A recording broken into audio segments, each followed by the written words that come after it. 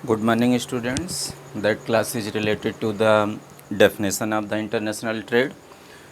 ये जो क्लास संबंधित है वो अंतर्राष्ट्रीय व्यापार की परिभाषाओं से संबंधित है। तो इंटरनेशनल ट्रेड की जो दो डेफिनेशन दी गई है इम्पॉर्टेंट, जो कि आप लोग आसानी से याद कर सकते हैं। डेफिनेशन तो बहुत सारे हैं। तो first definition of the international trade is given by the Daniels. Daniels के द्वारा दी गई है। First definition given by Daniel.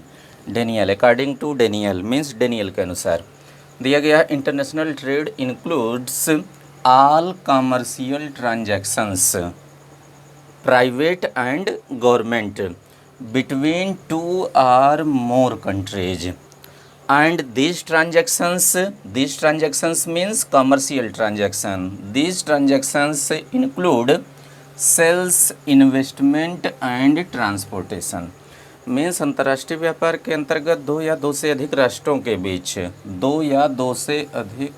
के बीच होने वाले समस्त वाणिज्यिक समव्यवहार प्राइवेट एंड पब्लिक मतलब निजी एवं सरकारी को शामिल किया जाता है। और इन कमर्शियल ट्रांजैक्शंस में विक्रय, निवेश एवं परिवहन सम्मिलित हैं। बहुत सिंपल वे में दिया गया है। International trade includes all commercial transaction. तो इसमें ये अंडरलाइन कर लीजिए ऑल कमर्शियल ट्रांजैक्शंस को between two or more countries. दो मीनिंग में बताए। International business between the two or more countries called the international trade. दो या दो से अधिक राष्ट्रों के बीच में। तो वही चीज़ यहाँ है, लेकिन एक एडिशनल वर्ड जुड़ा गया है, ऑल कमर्शियल ट्रांजैक्शन, सभी वाणिज्यिक संव्यवहार।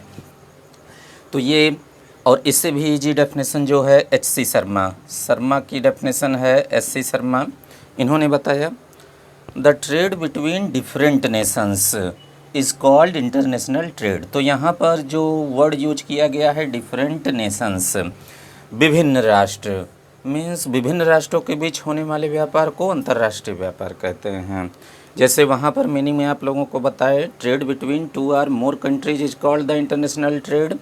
दो या दो से अधिक राष्ट्रों के बीच होने वाले व्यापार को अंतर्राष्ट्रीय व्यापार। तो यहाँ ये वर्ड वो नहीं यूज किए हैं। उसमें तो टू आर मोर नेशन यहाँ वर्ड यूज हुआ है, लेकिन यहाँ पर डिफरेंट वर्ड यूज किया गया, डिफरेंट नेशंस। तो डिफरेंट वर्ड यहाँ अंडरलाइन आप लोग कर लीजिए और विभिन्न वर्ड को अंडरलाइन कर लीजिए। तो ये दो डेफिनेशन है जो कि आपके एग्जाम पॉइंट ऑफ व्यू से इम्पॉर्टेंट है, आप लोग वहाँ पर दे सकते हैं। और ये एस.सी. शर्मा की डेफिनेशन बार बार आपके MCQ में भी पूछी जाती है। तो बहुत ही ईजी है।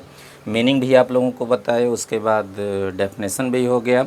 और उसके बाद हम आते हैं नेचर और फीचर्स ऑफ इंटरनेशनल ट्रेड, जो कि बहुत ही इम्पॉर्टेंट है, most important.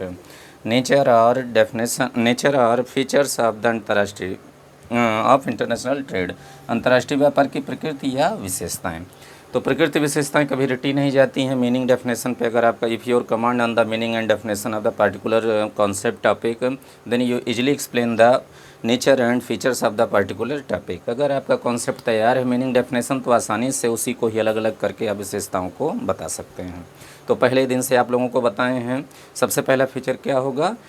Trade between two or more countries. किससे संबंधित है? दो या दो से अधिक वस्तुओं से, दो या दो से अधिक राष्ट्रों या देशों से संबंधित है।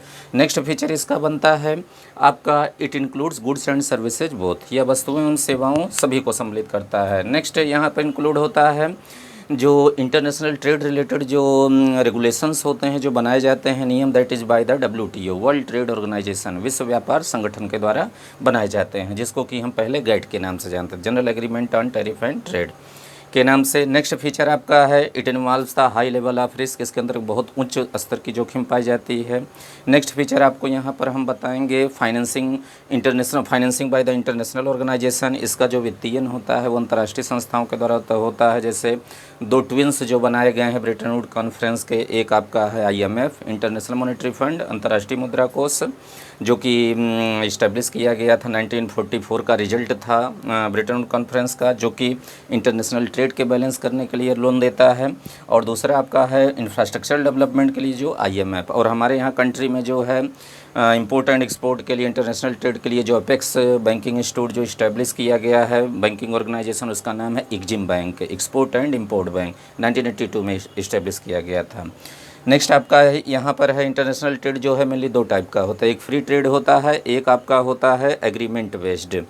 नेक्स्ट आपको फीचर यहाँ पर हम आप लोगों को बताएंगे जो इंटरनेशनल ट्रेड है इसमें डिफरेंट डॉक्यूमेंट्स यूज होते हैं, जैसे इंपोर्ट में मेन डॉक्यूमेंट है इंडेट, एक्सपोर्ट में जो मेन डॉक्यूमेंट यूज होता है वो आपका है इनवाइस, बीजक जो आपके बोलते हैं।